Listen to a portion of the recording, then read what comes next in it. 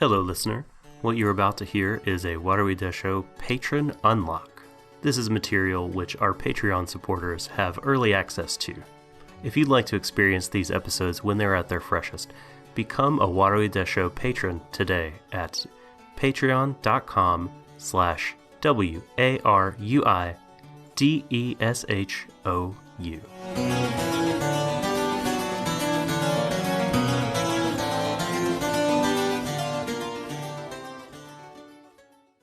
Warui Deshou.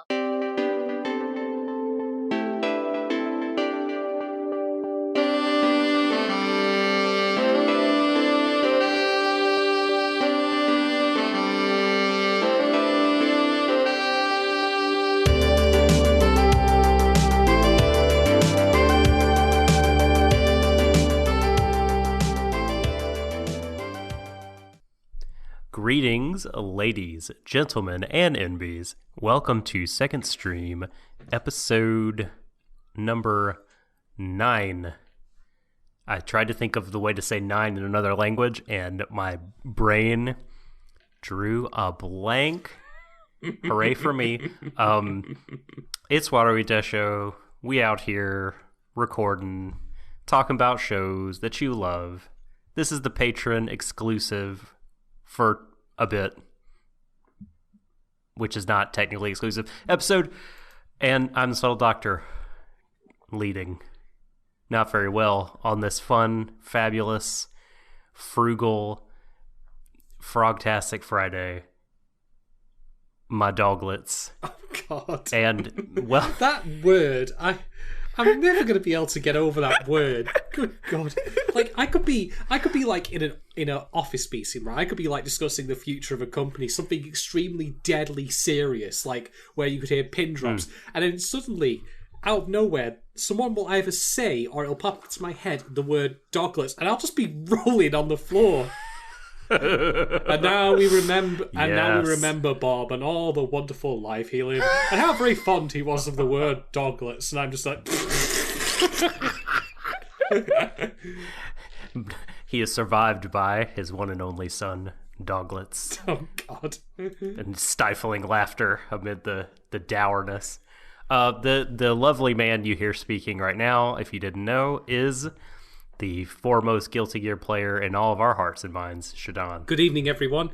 Well, if I may get a statement in before we begin, it goes something a little bit like this. Have you ever had like a moment, folks, in your lives where you've breathed such a sigh of relief, where you've been, to a place and you think to yourself, God, this is crap. This is like being forced to sit on the, It's a Small World ride at Disneyland with your exceptionally annoying racist uncle. And you're forced to sit through it, and you just think, I want to escape. I want to escape, but I can't. And then, lo and behold, though, there is a light at the end of the tunnel. Now, I earned my degree in torturing metaphors, so let me just dial it back a little bit and explain for you all. You obviously must have listened to our previous episode on Given, and I was quite miffed on it, let's put it mildly. And we both were quite, annoyed. And so we get to this episode, and I'm clutching at my collar, like, yeah. And, well, it won me right back. So, thank you, Given. Thank you, if nothing else, for proving that, anime shows, or any show in general, is not doomed to completely faceplant and never recover. Like, you stumble, but you didn't actually fall over in a hilarious America's, home movies kind of moment. So, thank you for that show. Thank you very much. Good to have you back. I think it fell, but maybe just to like one knee, and then it managed to lift itself up and continue going. Oh, it's like it's like running in a marathon, and you're just so far ahead of everyone else. You start getting a bit a bit lazy, I suppose is the word. Like, you start taking the piss a little bit. You're just waving to the crowd, and then, oops, you ran into a lamppost. Ouch. That's painful. But because you're that far ahead, after, collecting yourself a little bit, laying the birds and, all the stars in your eyes fly out, you can just get back going. You just keep on trucking. So that's this episode in a nutshell. It got me right back to where I was previously, which was loving this show. Whew. Like all good Catholic boys and girls, I attended something called Stations of the Cross. Are you familiar with this exercise? I am not. Okay. I didn't expect that you would be, you heathen. Guilty. So basically, yep. And me now too. But basically, there are, I believe, 14 different either stained glass murals or sometimes pictures that you're meant to turn around and face one at a time, and a special sort of passage is read, and a prayer is prayed, and then you turn and face the next one, and each one is about a different moment on Jesus's sort of journey to death. May I ask, and resurrection. Is this on Instagram? Yeah. Because it feels like it'd be a lot more convenient than going to church. You know, it really... It truly should be. They should do Instagram. They should make it a time lapse. Add some like fancy visualizers. Some Star Wipes, give some of that shit. Yep, totally. Like throw a hot beat behind it. It'd be sick. But there was one that this discussion made me think of. There was like Jesus falls the first time, and I think it happens 2 or 3 times. And I'm hoping that Forgiven, this is not. Or episode 8 was not Given falls the first time. I hope it was Given falls the one and only time it's going to fall. Have you forgiven it? And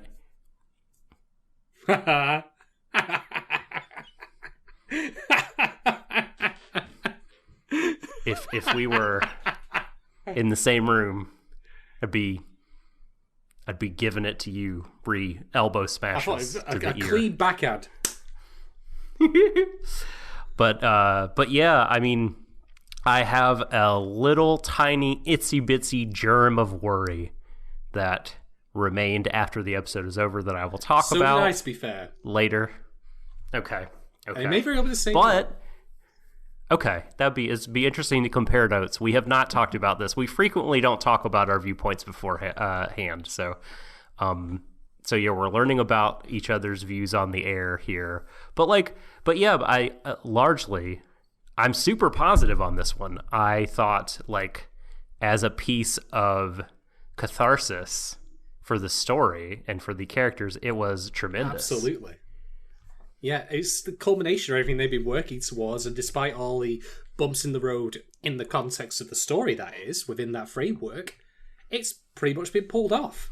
And there's still time left, for us to further examine the growing relationship between Oniyama and Matthew. Because I should mention, by the way, folks, before we continue this discussion any further, that, again, the format of Second Stream is that we will not be discussing events in great detail. We'll only be bringing up, like, contextual details where relevant. So we're assuming you've already watched the episode. If you haven't, then please make sure you do before continuing this podcast. Or just plug your fingers in your ears instead of your headphones and go la la la la la la la la la la la la la. This works for me many times, especially when I have to listen to people at work. Anyway. La la la. Like, just like that. Is that how it goes? Exactly. Well done, Dart. Well done.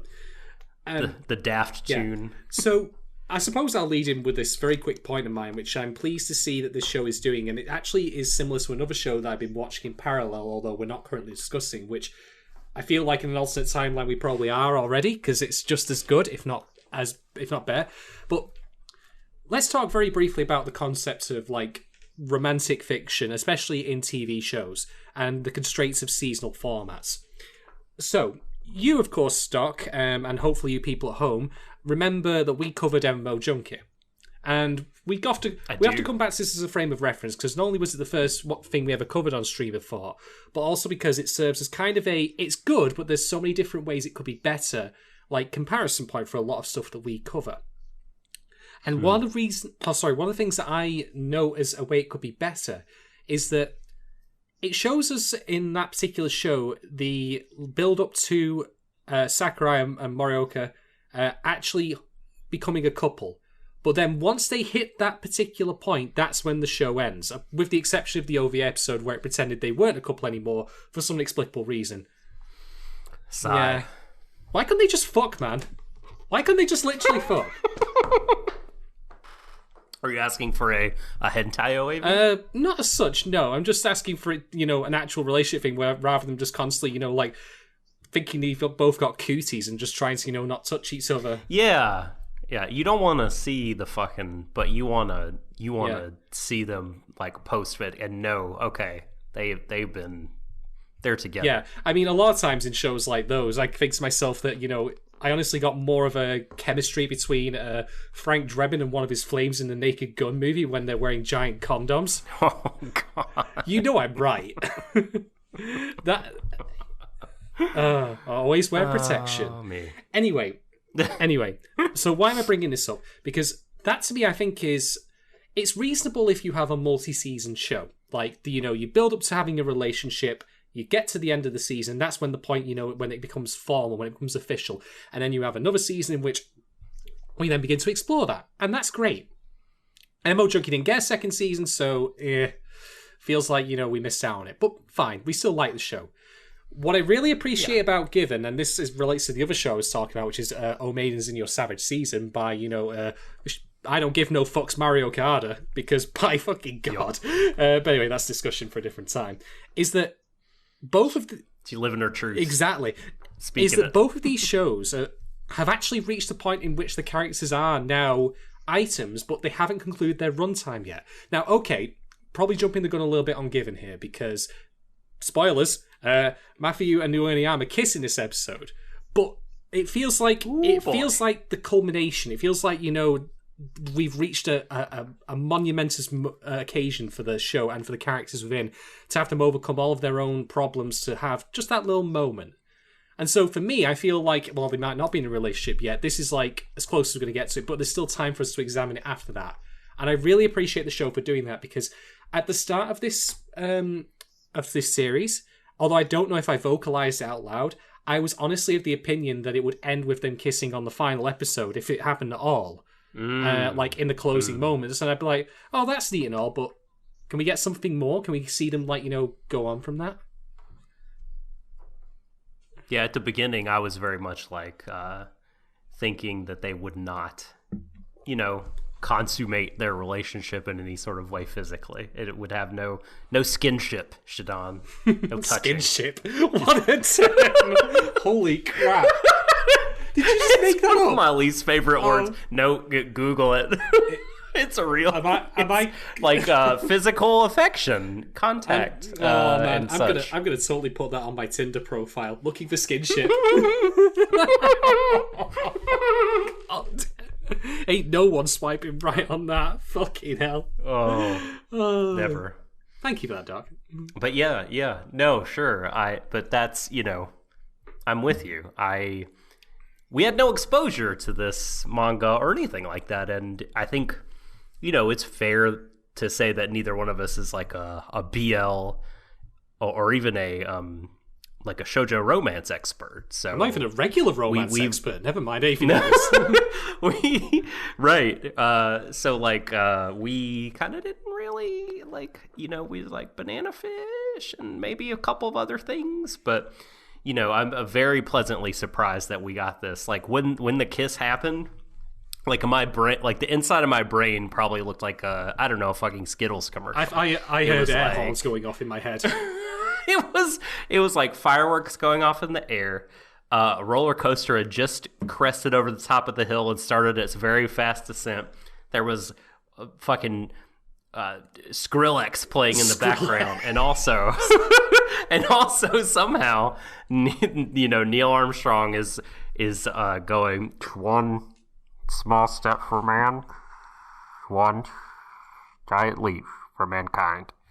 And it's like, yeah, boy, yeah, move forward. We've got through the aporia. It's a Greek word, aporia. It means like stuck or clogged. And often, I only know it because the Platonic dialogues, especially the early ones, are aporetic. They end with no answers actually being found. And we fucking got past that. There's a something, like they're together, man. They are together. I know. Yes. I was so happy to see that moment. And I mean, maybe it's cheeky of me to steal again to talk about, but we need to talk about the kiss in depth, because there's so much to it, simply beyond the catharsis, that I really, really liked. I mean, holy shit. I mean, if I may be so blunt, right, this episode made me angry, and it didn't make me angry at it specifically, I must say. But as a cis-het dude, like, I watched this episode and I thought, my God, the stuff that serves specifically for my demographic is such junk compared to this. It's honestly kind of like making me a little livid thinking about it. Not that I'm ungrateful for stuff like Given, of course, but holy crap. Anyway, so just a little bit of context here because it's important on framing like the point I'm going to make. So the seasons, after being given enough time to repair the broken strings on Matthew's guitar, and enough time, stalling with other songs, they get up and get ready to play. There's a bit of a little bit of pep talk between Uenoyama and Matthew, in which he says, just wanted to give you a little bit of a push, but I'm going to be here now to help fix your strings, which he allegorizes literally as heartstrings. And then, curtain comes up, they start playing, and two things happen. First off, the entire band turns into Berserk 2016 characters. Yep, I went there. No! I went there. No! I went there, motherfucker. How fucking could you? Look, you swine. Look. I couldn't help but notice that when they turned CG, like, I thought, whoa, that's I mean, this is like the same old rule I've always said, which is don't mix CG and people, generally speaking, or don't have people that we've always, seen transition into CG.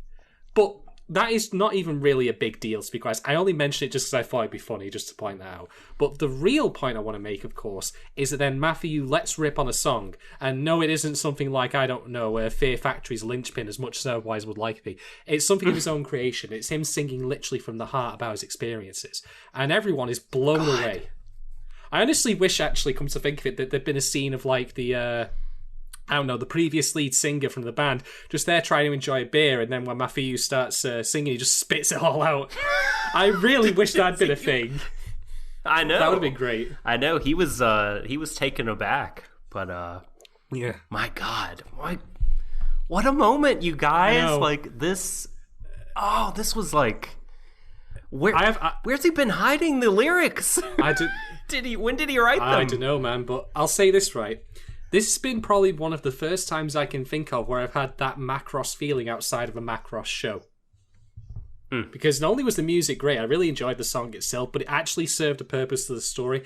It was emotive, it was very telling, and it was a moment of personal triumph. Like, imagine all the times we talked about in Macross, where, Cheryl gets up and sings for the people in the shelter, or Ranka stands up and sings, after being, told that she needs to prove herself by, why can I not remember his name? Misharu. Thank you very much. I think that's him. Yeah. Misharu. Yeah. It's got that kind of feeling where it hits all of those tick boxes. It's just a perfect encapsulated moment. Okay, so I've rambled long enough about that, but why is this relevant to the Kishima, I wonder? Because Uenoyama, after the song ends, actually takes Matthew off stage and kisses him there. And I think this is super, super important, and I think it's really telling of Uenoyama's growing maturity here. Because he doesn't kiss him in public on the stage. Now, again, I'm probably going to speak out of turn on this as a cis-het man trying to cover gay material, so just take this with a pinch of salt, as always. Sorry to keep repeating this, but again, I don't want to pretend I'm any, authority on this kind of material. But it bears repeating. It does. So, here's my thinking on this, right? There is definitely an overtness and a, this is what this is all about necessary with this kind of material. It shouldn't hide or shy away from what it is, and that is certainly what Given has been doing. It's been very proud of what it's been about in terms of being a very mature but not naive LGBTQ plus story, of someone realizing who they truly are and, finding someone to share that with. But on the other hand, though, that doesn't mean that the normal, tenets and, rules and just even playing, common sense or empathy or thinking about another person's feelings don't come into play either. And bear in mind how guarded and reserved Matthew has been throughout the entire show's run, and this is the first big moment in which he's expressed himself. And Uenoyama takes him aside to kiss him in private. I think in part because he realizes that it would be too much for him. It wouldn't be fair on him to do it publicly like that. And I think that's super telling of how much that means to him. I thought that was such a sweet moment that he wasn't willing to do that in front of it. I mean, even though Uenoyama essentially doesn't even know half the people who are there. I mean, his sister's there, but it's not like he mentions her either in a monologue or anything like that. I thought it was super neat that it happened in private like that, just to give it a moment between them two, and to, it shows how in the early episode he said, like, I was pushing you to do all these things, but he doesn't push him to do that necessarily. Yeah, that's a really good point.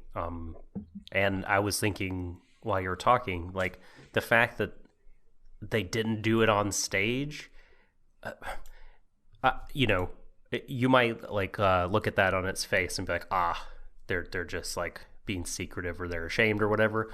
Actually, I think it makes the moment sort of more real and valid for Mafuyu, because I could see him especially thinking, if they did it on the stage, that was just part of the act. Yeah. You know what I mean? That's just part of the rock performance. It's just something for the crowd. Whereas he wanted to explicitly say, like, this is not part of the performance. This is like real shit that I'm doing for you. And this is how I really feel. Absolutely. So yeah, I like, even though it's a relationship between two men, and that's not something I've ever or will ever experience, doesn't of course mean that we can't appreciate the true emotional authenticity of it and the maturity that the characters display in doing so. This is a good lesson for anyone, that just to be wary of your partner, your girlfriend, your boyfriend, etc's feelings, and think ahead. What would they feel if that thing happened in public versus private? There are moments that are best just shared between two people. Not because they're embarrassing or anything, like, generally, but because it's about the other person's feelings. So good shit to Eniyama for doing it like that. Mm-hmm. Yeah, it really is a case-by-case basis with that stuff. Like, I know a lot of people in my life who had very kind of public marriage proposals, and their spouses, at least what they share in public and tell me, we're very happy with it. Whereas I know my wife would have been quite mortified and never in a million years wanted me to do anything like that in a public way. Mm-hmm. Absolutely. It doesn't mean she's ashamed of me or the feelings. It's just like, yeah, it's not what she wanted that moment to be. Yeah, we all operate on a different baseline. And I think that it's quite important to note that Ueniyama has probably been pushing Matthew a bit too far previously, indeed as evidenced by the end of the last episode. And now this is a change in that, where he's no longer, he obviously still wants to have what he wants, which is, of course, Matthew, but he's not willing to, cross the line, so to speak, to push things so far as he's done previously. He's being more considerate. So, good for him. That was good shit. He's probably, like, uncoiling a little bit. Like, he's probably had a lot of fucking pent-up frustration, because like with his, trying to understand everything about himself that's going on. Like we saw with Akihiko, for example.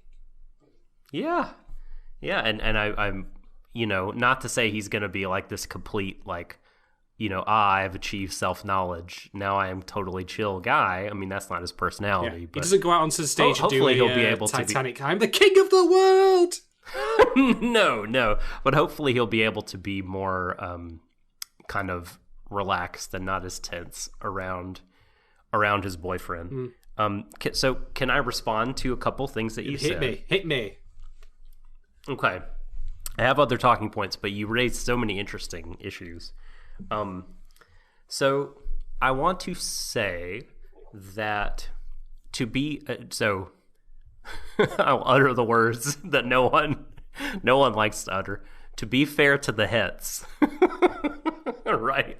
To be fair to het romance. I think that there is sort of equal pandering in many, not all. Obviously, there are plenty of non-pandery or, at least minimally pandery works aimed for guys and gals and non-binary pals. But, like, I think the pandering in a lot of gay romance shows is just of the sort that doesn't grind your gears so much. I think it might have to do with sort of personality types and, pregnant pauses and sad glances and things like that. Yeah. I mean, even in very syrupy type. Even in this episode, when we'll get to this scene a bit later when we talk about it, but there's a scene between Akiko and Haruki on the stairs, and there's a lot of close-up shots of gripping of hands and all that. Like, that's, I think, is there as what you would call fan service, this kind of stuff. But here's the thing, right? That to me is infinitely superior than fan service I see elsewhere, which is look at this fucking ridiculous costume design. That's look at these panties. That's the kind of thing I'm talking about when I said before about junk. Yeah. Like, that's crafted with intent. There's like a lure behind it. I mean, for me, the thing that I would like to see personally is not that it be fan service, but it be about being sexy.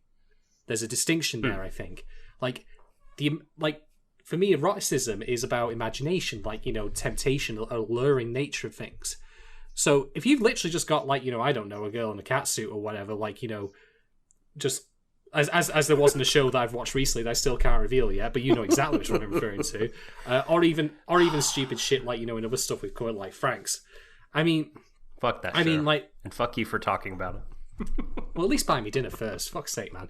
Anyway, but my point is there's no imagination in that. It's all out there, all in plain view. Don't you like all of this, you starving dog, you? Starving It dog. Really is, though.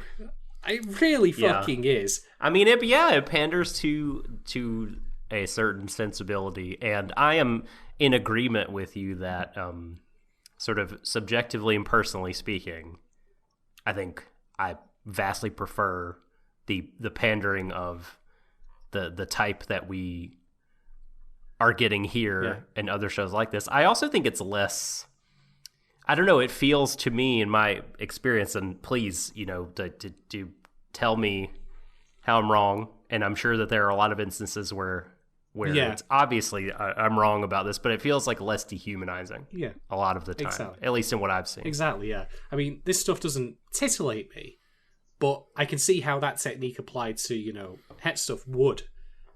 So I'm just saying, good fucking God. I appreciate this show so much for just how authentic it is in every single respect with regards to its relationships, and also just the things they do with the framing and such, close-ups of, Haruki's hair floating in front of his face as he's pulled over by Akiko. That's the good shit right there. But yeah, I am in agreement that, man, can we have more of this just in general, please, and less of, everything else that I hate? I know that's a very broad statement, but I just wanted to put that out there as well. Ring, ring, ring. Ring, ring, ring, ring, ring. Better pick up the phone, Shadon. Ring. I can't reach it. Go on. Hello, it's me. I'm calling you from Cross Game Island. I'm here to talk to you about the greatest romance for boys and men ever written in comic book form and animated on the screen, called Cross Game. Thank you. Okay, I will take notes of that. I'll get round to it at some point. Well, the other thing I wanted to respond, just a brief, quick moment, and I'm going to be recommending something again.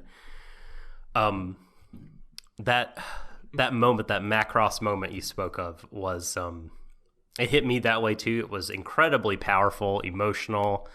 Loved it. Have a lot to say about it. But before I say anything, I just wanted to plug another anime that made me feel similarly, called Kids on the Slope. And there is a concert scene in I believe it's episode 7, and there's a jazz, I can't remember if it's a jazz duo or trio, but certainly the two main boys are the main kind of draw, but they get together and play my favorite things, a jazz cover of that, and they do it for the school talent show, and sort of it's one of those where nobody in the school gives a shit about one of the boys. They don't really respect him, and then they just fucking crush it. Go to town on the piano and the drums, and it's incredible. Now, this scene here in Given is like it punches a little bit harder intellectually because of the lyrics being so being Yuki's and Mafuyu's story, and kind of interlacing with the flashbacks and having to do and this performance, like Mafuyu reaching other people, be sort of frustrated, like not being able to communicate, but that was said earlier in that frustration. In the show, music is all about communication. Yeah, but he my favorite moment of the whole episode was when it cut to a shot of the crowd and this one young lady drew back and put her hand over her mouth, and I'm like, my dude, you did it. You reached somebody with your song, your voice. Like, you spoke to her. Like, she gets it. You communicated something of your feelings to someone like that. It was so authentic, and like, I just loved it. I just ate it up. And she wasn't even like, a Vardra drone or anything like that.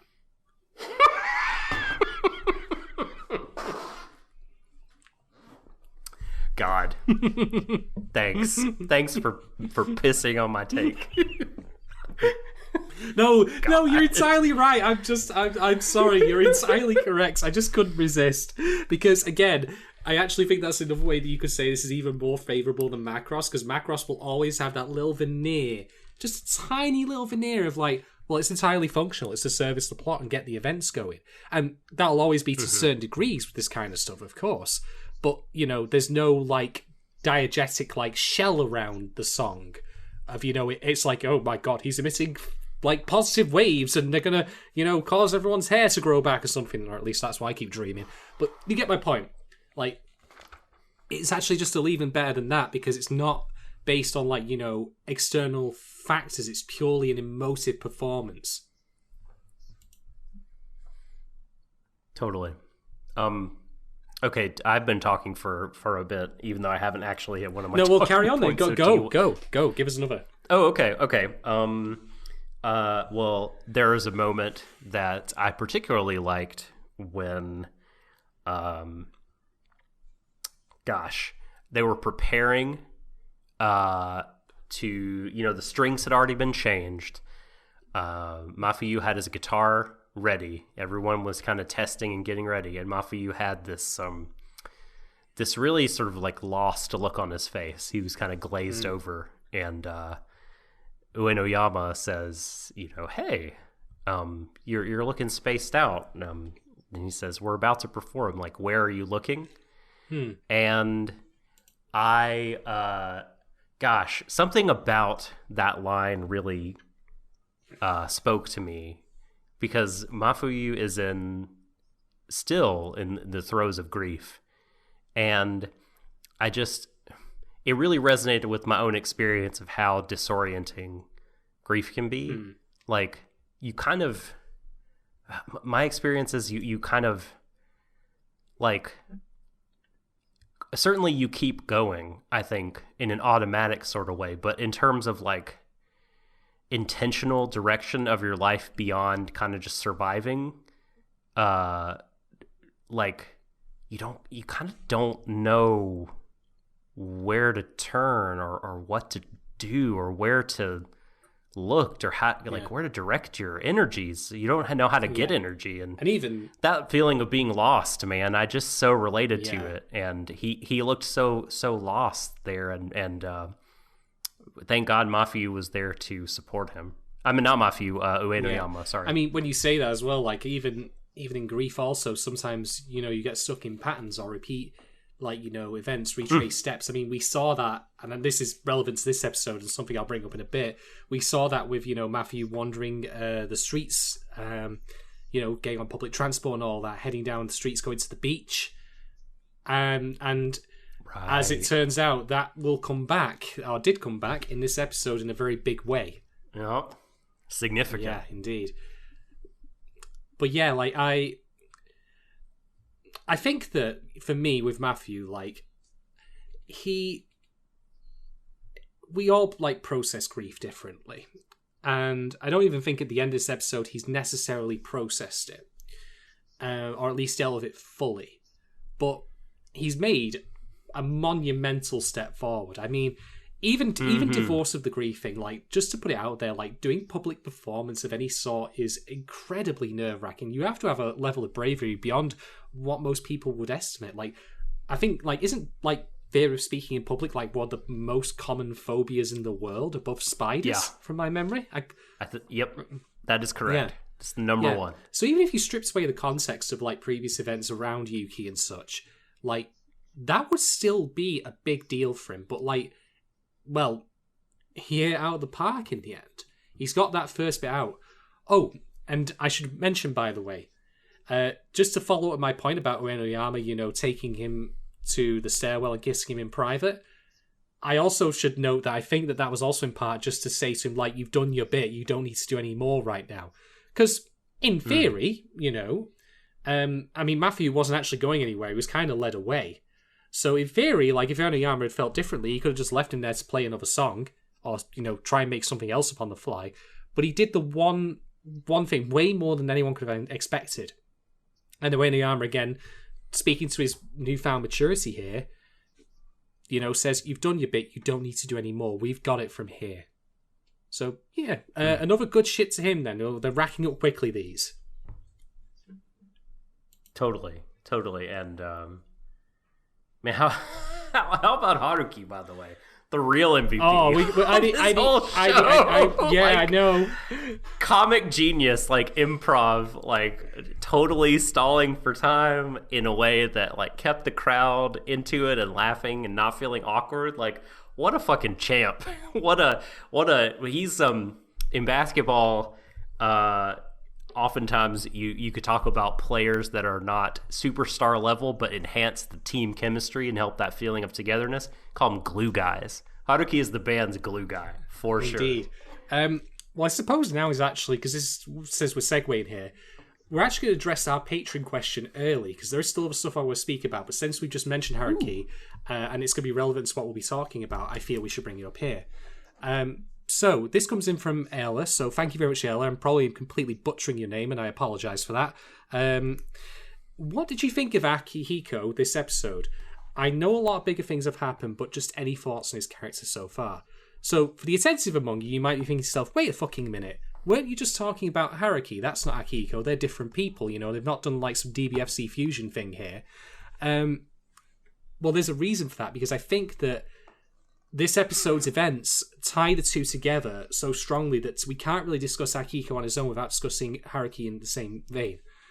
So, for me, firstly, you said that Haruki was the glue of the group. He's the one who keeps things running. He's like the taskmaster, if you want. Akihiko... He would run the Twitter account. Oh, yeah, he'd totally be the social media guy. Akihiko is the heart. I mean, we've had that very much demonstrated with his talk with Uenoyama previously. But the thing is, like, for Akihiko, to me at least, like, he represents one of those people who is at a stage in his life where he's more world-wise than Uenoyama is, but that doesn't mean he's wise, per se. He's still figuring things out as much as anyone else. He just happens to be a little bit ahead of the game. He's got more levels in that, if I mean, but he's not perfect either. And so, what I appreciate about this in his interactions with Haruki, when he says, like, you're always saving me personally and all that, is that it reminds us that even though people like Akihiko out there can give us great advice, and indeed I in turn have tried to help people many times by offering them advice or even just listening, while I've had many of my own problems going, that's exactly the point. We're not, flawless, virtuous, like, wise elder sages who know everything, or, complete wrecks. There are many gradients between that. And Akihiko, like, he serves that role as the group's heart, but he has his own issues to deal with, and Haruki has complimented him very well. Indeed, there's all the evidence you probably need of the fact that these two should probably hook up at some point. And I wonder, like, with Akihiko saying, like, you can afford to be a little conceited, What a tease. Yeah, I know. I know. Yeah, like, it's like, hey, you fucking rule, dude. Like, appreciate yourself. Yeah. Feel good. How close do you think... Do you think there was any skinship happening between those two off camera? We only got to see Akihiko's incredibly long neck and buff shoulders. Well, there was the arm grab, I suppose, so that's certainly a start. But they've had skinship before when Akiko's like styled Haruki's hair. That skinship there. Oh yeah. That is intimate. That is intimate. You just don't let anybody do your hair. I mean, come on. I know. I'm sorry. God damn it. Oh, you said something. Oh, I was just going to joke that burns me almost as much as when I put the Head and Shoulders on my scalp, you dick. Well, don't do that. Why would you do that? Oh, God.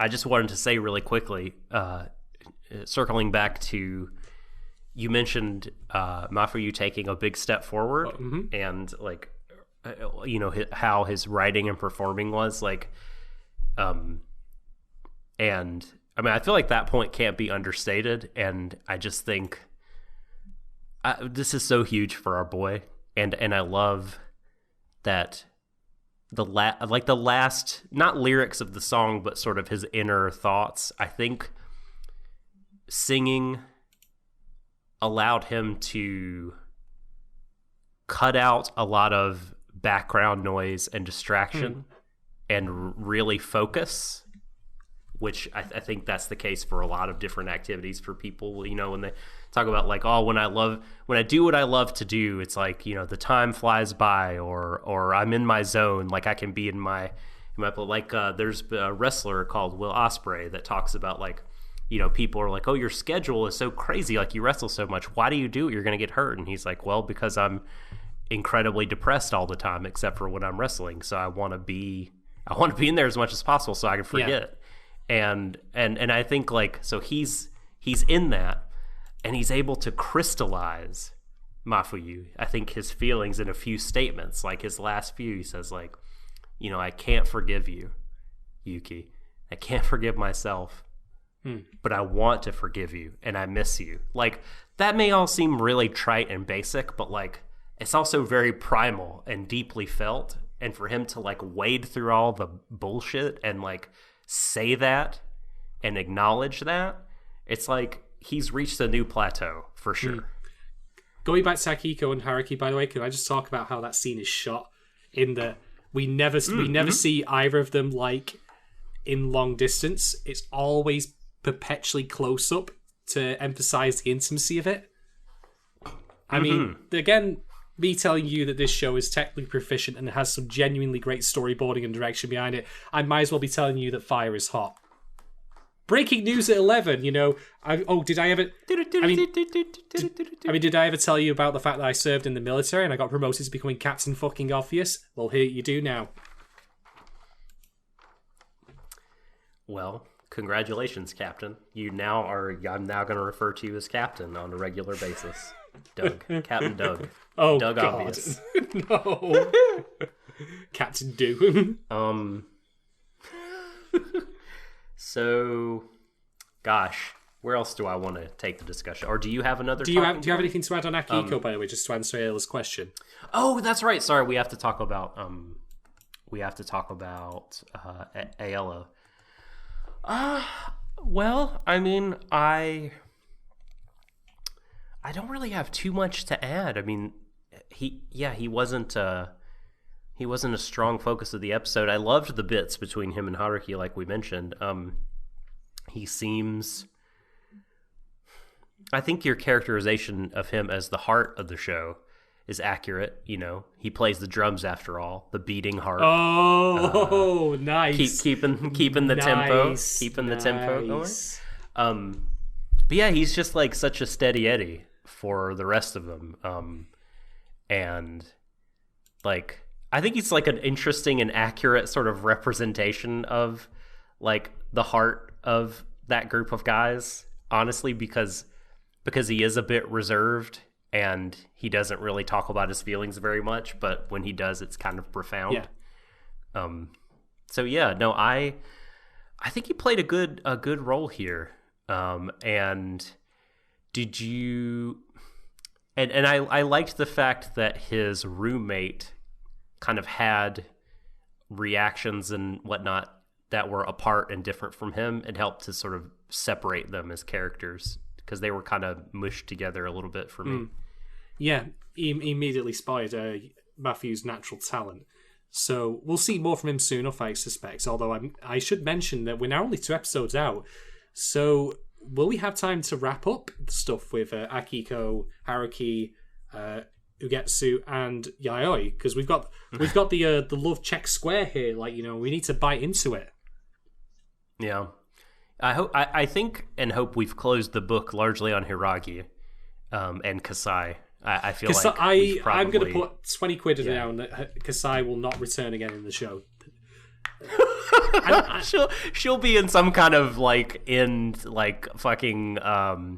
montage, and she won't say a word. She'll have no lines. Yeah, that seems also possible. It's going to be one of those two. But to be fair, Kasai served her purpose.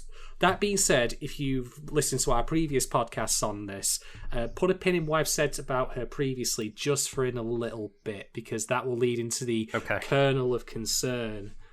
Wow, that sounds really ominous, doesn't it? Holy shit. The kernel of concern. Yeah. I don't have a good alliterative name. The germ of... I don't have a good, J or G sounding synonym for concern or anxiety. Yeah, I don't know. You got me beat. We'll figure one out in the time between this episode and the next one. All right. So, I'm going to stay on positives for a moment. Let's talk about the beach. I mean, the beach is great in general, but let's talk about the beach specifically in this show. The 1990s film with Leonardo DiCaprio? The Beach? No. Tremendous soundtrack, that movie, by the way, The Beach. Check it out. It's great. Movie? It's fine. It's alright. It's not bad. The soundtrack? Mwah.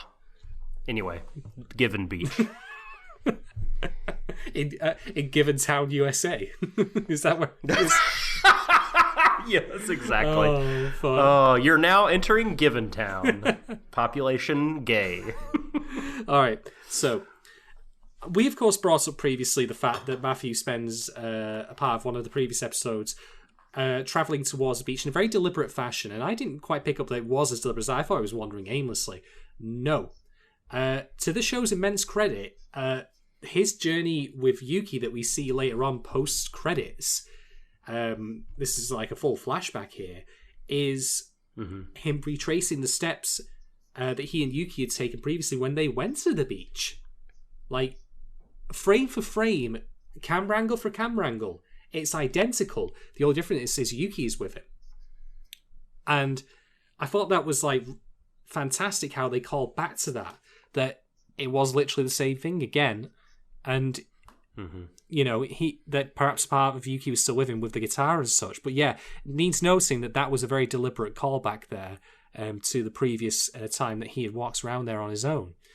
Not so hot necessarily on the washing away of footprints, because that seems a bit obvious, but you know what? Sometimes it's called for.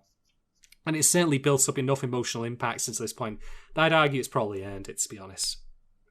By the way, I also want to note some other quick things about this. The dialogue between Matthew and Yuki in this flashback when they head to the beach is probably some of the most authentic banter between two people of that age I've ever heard. It's really good. It's great. And it also goes to show how Matthew has changed, like how he previously was able to verbally spar. Like, he wasn't, I mean, I think the previous descriptions we heard of Matthew and Yuki, where one was extra, one was intro, are accurate, but I think they were overstated in both directions, because clearly Matthew is able to, banter back and forth. Like, Yuki just says to him, oh yeah, let's go fuck in the bathroom when we get back. Let's do that, because why not? He's what a Casanova. I mean, he's just sweeping Matthew off his feet. Honestly. Come on, man. Buy him some flowers, something.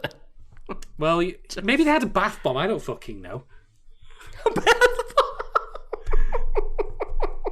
It's a scented one. Hey, sorry, Matthew. Do you know what I've got? Fucking sea salts, lad. Like you wouldn't believe. Yeah. Maybe there is a lot of, implied candles and what have you. Anyway.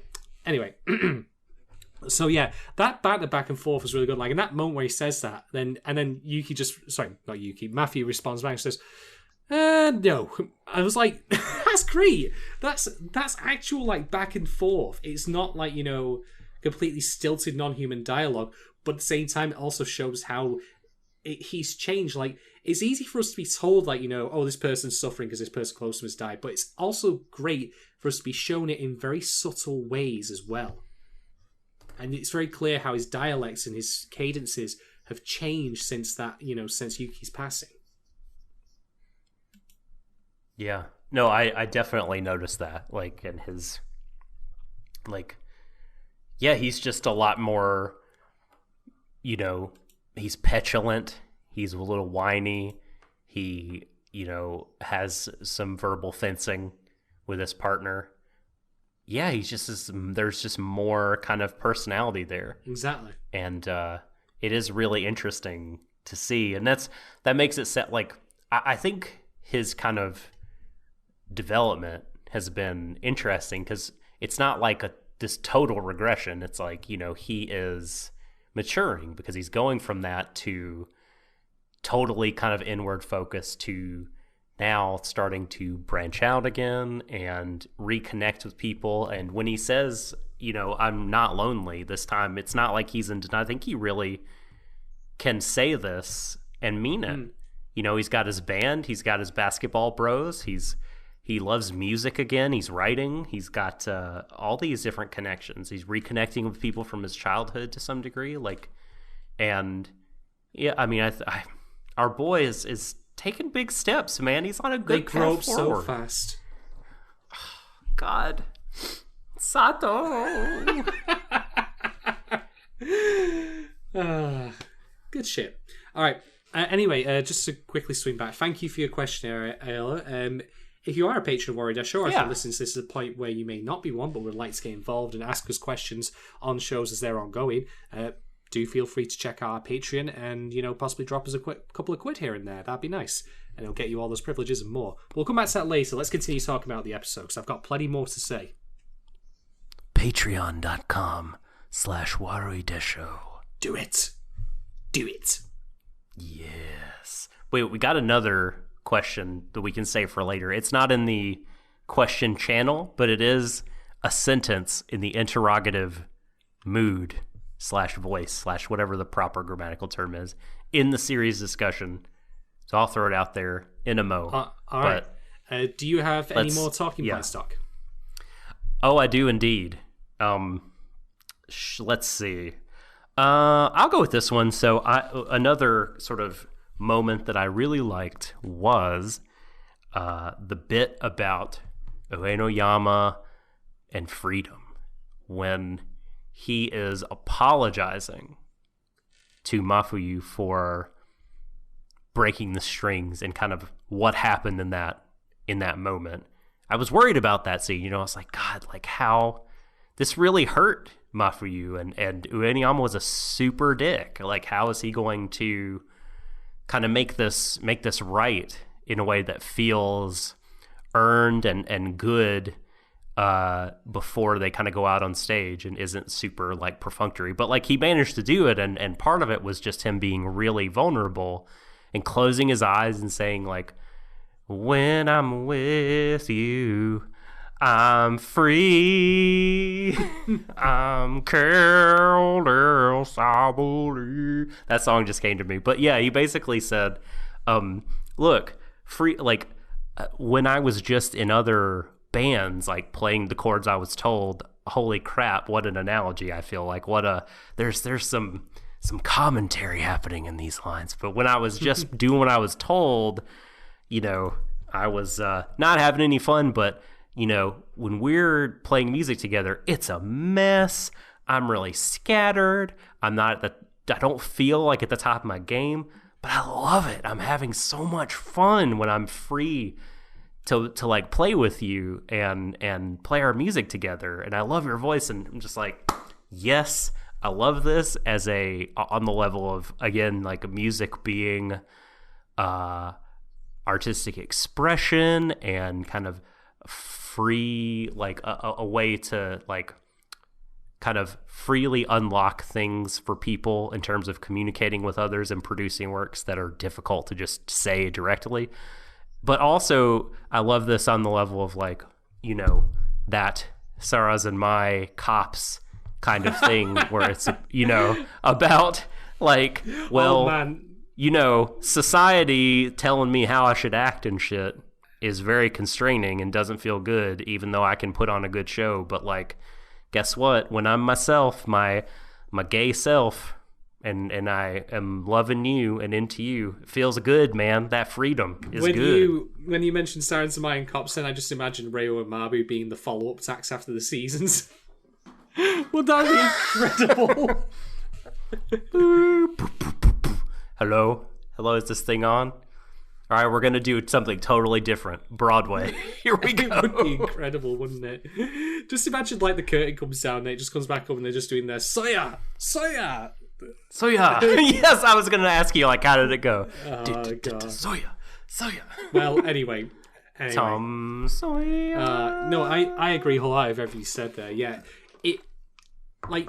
it's just so good to see Wei Oyama like finally come back into his own skin and like be comfortable with him, more comfortable with himself, and even to the point where he's like, again, like I said before, conducting himself in a mature manner and a respectful manner towards Matthew. Like, he's pushed him too far previously, and now he's like respecting boundaries and making sure he's not exposed or like made uncomfortable by being out in public with this thing that's going on. I mean, he's just done the most public thing he's ever done in his entire life. Let's not push it too far. So yeah, I agree wholeheartedly. Yeah, and that was my point. I have one more, but let me toss it to you. Unless, are you going to go negative? Because I have one more positive. I have a kind of halfway one here. This is more of an expansion on what we discussed previously, because we do need to follow this up. Let's talk about what happened in the previous episode and how things are expanded on here. Perfect. This was the other thing I was going to talk about, so this is perfect. All right. So yeah, content warning again as before for discussion of suicide, because we're going to be going back to what happened with Yuki here. But we do get a revelation as to exactly what was said at the end of that argument that they had in the street, which was Matthew saying to Yuki something along the lines of, "So would you die for me then?" And well, the answer to that question was perhaps not so much stated but acted upon. So, okay, here's the thing, right? I previously complained that we didn't get enough info. And my complaint that, the way in which the info we got last time was conveyed strictly to us, but was so piecemeal that it felt a bit odd, especially coming from a character who is tangential to the story, arguably. I think that the way that is structured and executed is still kind of jank.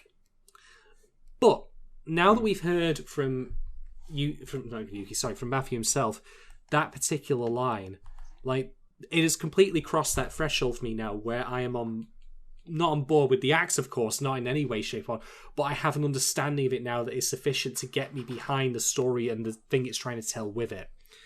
Because speaking very personally here, like, I've been in moments where I've been absolutely pissed out of my face, and I have been miserable and feeling wretched, and I have had those thoughts. Now, since I'm obviously not communicating to you all from beyond, time and space and all that, I didn't act on that. But I have been close enough, or felt close enough to doing so, especially given words that have been said to me, or that even weren't necessarily meant maliciously, but I just misinterpreted, or actions, etc. I won't bore you with the details. That this is the point where it transitioned from, as I said before, feeling like it was taking the piss, to being very, very much relatable and understandable. And all it took was one line. Indeed, part of me thinks to myself that you could have jettisoned... I can't remember the character's name, but it doesn't really matter. Like, you couldn't have jettisoned that account previously from the episode from the previous episodes without consequence. Because this is the key... Right, Hiragi. Yeah, Hiragi, that's right, because we get the key line here. And no wonder that, in that case, Matthew feels guilty. Because... Good job, Hiragi, you fucking unreliable narrator, for making us hate this shit. Yeah, nice one. Oh... I feel like it's fair to still have problems with it, but Jesus Christ, like, it was, I mean, at least this line, like, it tried to put some meat on the bones of this account. Yeah, and it definitely did, because, like, I'm again speaking very personally from my own experience here. We don't, of course, see Yuki's thought processes and the, minutes or hours that led up to him doing that awful thing. But I've been there. I've been in that dark spot, and I can totally understand that as being a possibility that, pushed too far, that could happen. And again, it doesn't even need to... It's not a question of, like, what's objectively true is in terms of what's said. Like, for all that, we criticize him, Hiragi did say that it was just, like, a simple spat. But that was his perspective. Things that have happened to me in my past that were, just simple things or mild slights or not even a big deal, or not even meant for me, things I've interpreted very, very badly. So I can totally understand it. And I think that, now that we've been given that line, that's one of the reasons why, beyond simply just the awesomeness of the events in this episode, the fist-pumping moments, that I'm back on board with this show. Although, like I say, it sanded off the edges of my criticism of the previous episode, but it hasn't removed them. I think the structural stuff still remains. I really do think that it could have been solved by simply having Uenoyama be the one that story is told to, rather than Hiragi trying to speak to us, the audience, asking for some kind of, like, divine forgiveness. Because it's not ultimately, relevant really in the long run beyond that line about it being a simple spat. And if it had been told instead to Uenoyama and it was framed about his reactions rather than our own, then that'd be more understandable. Yeah. Yeah, no, I agree. I mean, they had to do something. It was just... If they would have left it, it would have just been disgraceful. I'd have been pissed as fuck. I mean, we super were, I feel like, last week, and... I'm glad they added something. Maybe there's still more to come. Maybe like they'll slowly peel back the onion. I'm actually, if I may be so honest, I'm actually okay with us leaving it at that as far as Yuki's concerned. I mean, we have enough now about the life that he spent with Matthew. I mean, we even learned, for example, that Yuki was the one who dobbed in Matthew's father and got him arrested. After that line, which by the way is also another thing that I still think is completely peripheral and could have been jettisoned. I was gonna mention that there's the concerns about the sort of flippancy or paper thin suicide not characterization, but that element of the narrative are one thing, but the sort of tragic, damaged gay boys, self-destructing kind of... that whole thing still very much alive. And it's part of...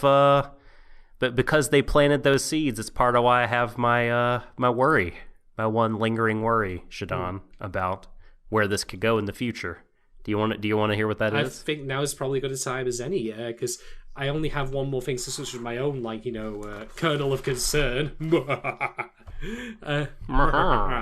So yeah, now is probably as good a time as any. So lay it on me, Doc. Well, the last thing... I can't remember if it's the last thing we hear before the credits or before the end of the episode, but one of the final... It's a very kind of final sounding line. Mafuyu says... this is the story of one summer. This is the story of one evening. Ooh.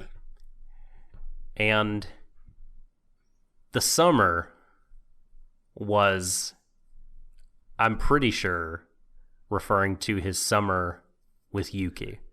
I think the song, I'd have to go back and re-look at the song lyrics, but I'm pretty sure it indicates. Right? If I recall correctly from what was discussed with one of our patrons, the summer that he is speaking of could also refer to Uenoyama, because Uenoyama's name has summer as part of its, makeup in Japanese. Okay, could also, yes, okay, that's probably more plausible. But I'm worried about that story of one evening, and, it could refer to this night in which he made such a huge leap forward and started playing his music.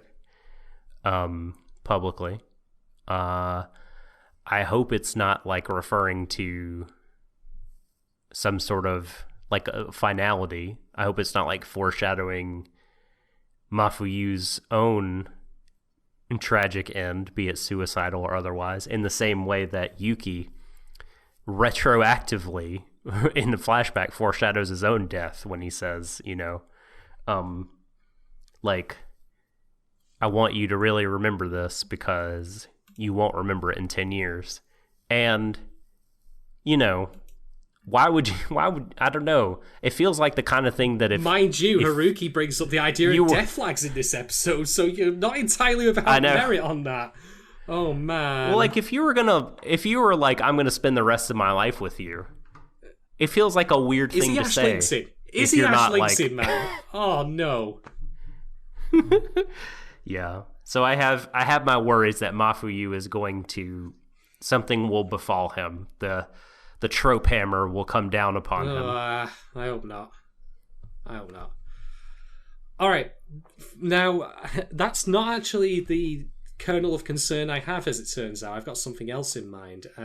It's an expansion of what we discussed previously and what I feel is going to be a problem with the episode. What am I talking about? A problem with the show, at least from my perspective.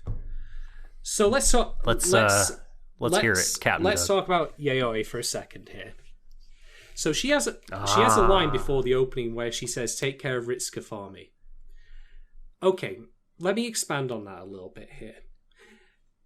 I mentioned previously that I had a problem with Given's portrayal of the heterosexual characters, particularly the women, just because they weren't, in my opinion, involved enough in the lives of those people they cared about. And I must absolutely stress, so it's completely crystal here, I'm not asking them to be involved romantically in any way, shape, or form with any of the other characters, because it is explicitly a boys' love show, and that's what that should be about. We don't need to have it the waters muddied here. There's no need for that. Yayoi, calm. You're the married one on this podcast, you lecherous fucker. He's not into you. Call me. So, okay. Here's the thing, though, right? There's a word that I'm going to bring up here, and it should hopefully make my concern completely crystal clear here. That word is ally. And that's something I'm trying to be, and Lord knows you can tell me if I'm doing it right or not. But here's the thing, right? What I think Given should be doing with Yayoi, and to a lesser extent Kasai, although her purpose was different in that she was meant to relay initial concerns about Matthew's history, which of course were piecemeal rumour-mongering nonsense, really, devoid of context. I mean, the Snopes article on that is definitely not positive, let's put it that way. But in Yayoi's case, right, she serves a dual function here, both as a het character and also as Uenoyama's sister. Why is that relevant? I'm not saying that she's going to fuck him or anything like that, of course.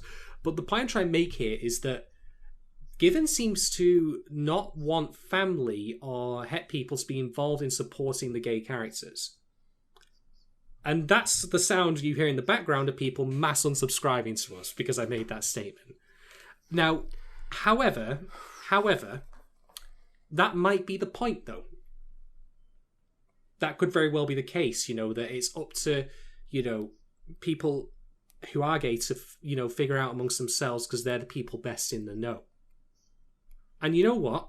If that is the intent, if that's the, idea behind the way this is written, then that's absolutely fine. You don't need us, nor should you. But I would think it would be better if she could be involved a bit more in, trying to help her brother, rather than just kind of being there because... I mean, what has she done in the show? What has her purpose been thus far? Banter, basically. Mad Bants, yeah. Mad Banter. I mean, again, absolute stress here, not asking for this to be turned into, the, heterosexual hour or insert or anything like that in this boil show. That's stupid. But, none of the family members are involved in helping Uenoyama through this anyway. Yayoi seems to abdicate her responsibility to Akiko and the others, rather than trying to find out. And I'm not asking again that she, have a long discussion. Just say, you do what you need to do, brother. You go, be happy. And something, I don't know. This is again one of those things though where I feel like as I say, it's the intent that she is left behind because ultimately she can't be helpful to him because she's not what he needs in life. Absolutely fine with that. No problem. But otherwise, I feel like she's just there. Are you saying they need the blessing of the hets? Of Shadam? course not. No. No. Obviously not. Obviously not. You're not saying that. I posited last time when we talked about this that that perhaps given that the intent of this kind of fiction for both male and female audiences, I think, is to create a sort of safe fantasy to explore sexuality and kind of feel at home and again safe in this sort of world. And perhaps the idea, perhaps it's a little too real, perhaps it's too spicy to like bring in, like, well, how would the sister react, and like we have to have a coming out to the sister and a big talk, or even the support. I don't know, like maybe, I'm not saying you're asking for that even, but like maybe even like kind of creating a bridge between the thing that the boys have together and the rest of their lives. Like, I could see where you might think, well, I don't know if this is super healthy to like endorse to do in real life or whatever, but I think it just might be in service of the fantasy, and like bringing in those other elements just might break the safe immersion that they're going for. And I don't have to repeat that every time we bring this up or whatever, but I put that out there, and tell me, patrons and listeners, if that's just a bunch of garbage, if you disagree. And likewise with what I've said as well. I mean, one could argue, as I say, that maybe it's just unabashedly about the boil element, which it should be. That's what we're all here for. So all else is secondary to that. In which case, well, how dare I criticize a show for being about what it, wants to be about? Fucking hell. That'd be like complaining that my, barbecue chicken tastes like, dare I say, barbecue? Fucking insanity! I tells you, lad. Oh. Anyway. Where are the crisps? Oh, God. But yeah, that's basically my point. Like, I'm just a bit lost at the moment on the Yaoi's, like, purpose in the show, when a purpose is there for her to have, which is to support her brother. Like, it doesn't, like, all the stuff with her and Akihiko, fucking whatever. I mean, I don't even think that'll be resolved before the series is over, but I don't mind that so much because it's tangential, and there is plenty of manga out there of this show. I mean, we may get a second season, and I hope we do. So maybe it could be resolved then. But that's not the big reason why we're here, of course. So it's also nice that there's like a textually bi character. That's good. Yeah, absolutely. So, well, for those who are still listening and haven't furiously hit the unsubscribe button, thank you very much for your patience and understanding there. But yeah, like I say, I want to be a good ally. I want to help out in that respect. So I would like to see that maybe that would be represented as well, that there, we're all on board with it. But as I say, maybe that's the intent, that, we're unabashedly about, LGBTQ+, about the gay men in this show, and all other concerns are secondary and irrelevant, and in which case, more fucking power to it, because that's in itself is great. Yeah, no, I don't think, I mean, I certainly wouldn't mind if the scope were expanded. You know what I mean? But yeah, and I do see where you're coming from.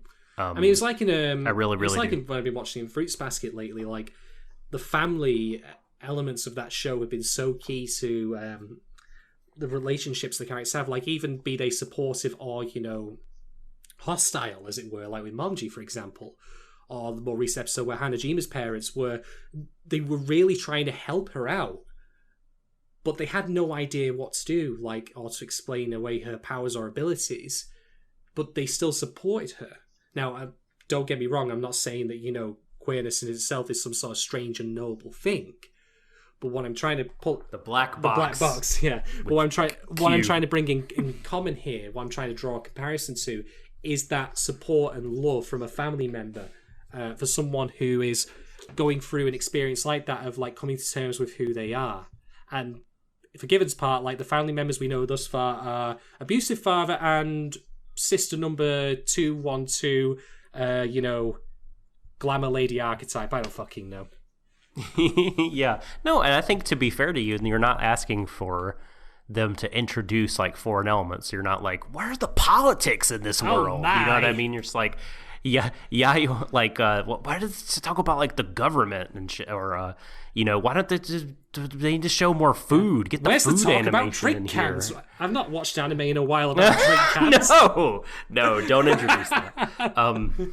No, but like Yayoi is there, and she's the sister, and I feel like pretty natural, to just be like, well, what is she doing? And I would love to hear from manga readers, like, what do you think of how Yayoi is being portrayed here, and how she gets treated in the manga? Let us know in generalities and non-spoilery terms, if you please. Absolutely. And I would very much like to hear your opinions on what I've said and other stuff as well. Like we're open debate, open forum on all of this.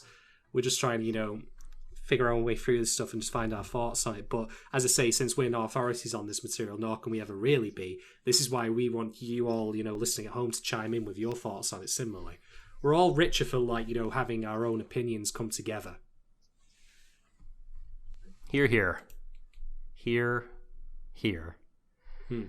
Shadon, I'm going to read this question posed in the series discussion. It's a quick. It's a quickie. So, Wushin Suibian asks, did you notice that now we see Yuki's face in the opening? Before this episode, they never show his face because he had not been shown in the anime until episode 8. That is correct. I admittedly did not see this at first, but I actually spoiled Wushin's comment before I did the rewatch prior to recording, and I spoiled it then. And you know what, right? Like, for all my ignorance on not spoiling that, I've got to say that again, this is the kind of shit I love. Little details, little changes.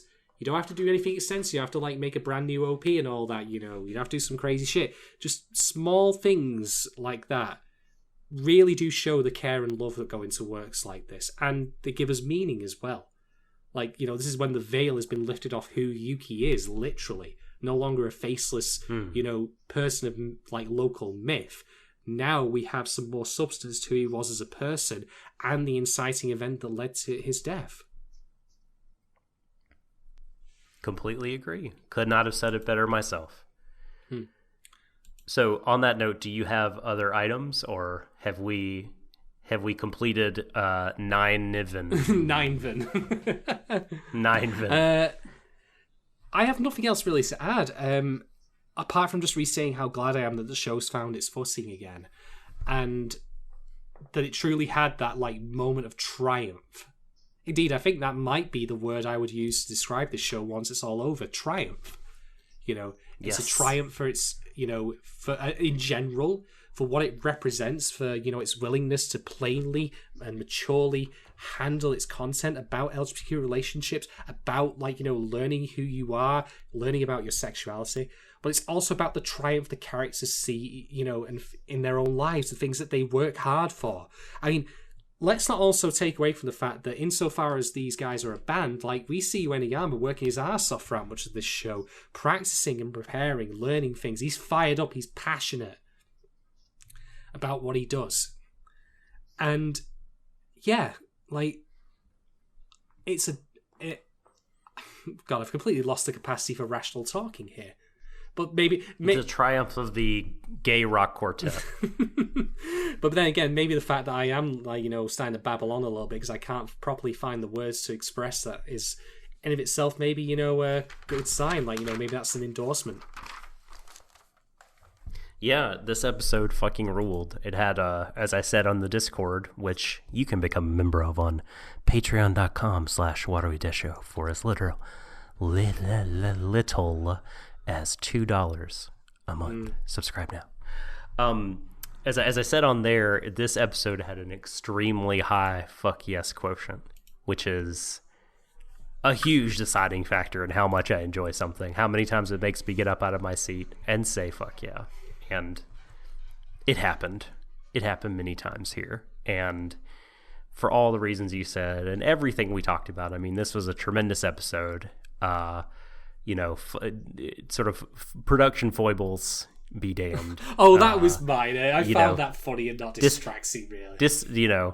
We didn't even talk about the incredible CG fucking railroad crossing bar. That thing was beautiful. It was tremendous. It also was bent. Yeah. It was not straight. Yep. Created with all the... Like the rest of the show's characters. Oh, dear. I mean, that bar was created with all the technology 1993 Pixar had on hand. Hey. Also, did you notice the one guy with unnaturally colored blue hair? Like that, this anime is usually full of those kind of characters, but like this being a more grounded show, not. And then suddenly in the dressing room in one of the early shots, boom, a guy with like, royal blue hair hanging out. What's his story? His story is that he fell in, a tank of the stuff while he was at work. It was just a complete accident. Yep. Whoops. Oh, man. Whoops. But yeah. All right. One episode. I'll just restate again, folks, by the way, that I would very much love to hear everyone's opinions on, like, we do want it to be open dialogue and open forum here. Like, if you have thoughts on what we've said and if you agree or you disagree and you want to talk to us about it, then tell us. Like, like I say, we're all better off for knowing each other's opinions and forming, like refining our own in response to others. I mean, this is part of the reason why I'm not doing this particular one solo. Also because I wanted to spare Doc from the horror of soda waifus. You're welcome. I'm so grateful. Yeah, but yeah, like, please do, if you want to chime into us, then you can let us know at Twitter or Warui Deshou. You can email us at warudeshow@gmail.com or drop us a comment on SoundCloud or YouTube. Tell us what you think. We're more than happy to hear about it and discuss it. Get involved, lads and lasses. Help us out.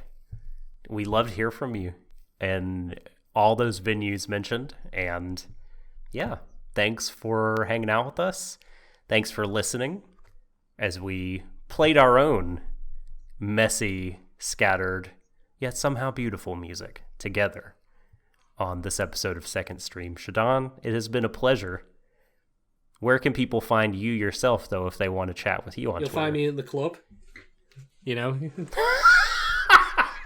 Bum, bum, bum, bum, bum, bum. Well, that could also, that is probably true more often than not. But otherwise, you are reach out to me. You can find me at Shade1010 on Twitter. Feel free to, at me with, hot takes, cool takes, high takes, low takes, etc. I'm up for all of them. You're into having sex, you ain't into making love. That's how the lyrics in the club go. You could find me at The Subtle Doctor on Twitter. And yes, once again, to all the doglets and the non-doglets out there, we love you all so much. Thanks for listening, and we hope you have a fabulous weekend. Until Vinland Saga on Monday, we want to say to all of you, embrace each other, everyone, to the ends of the universe. Good night.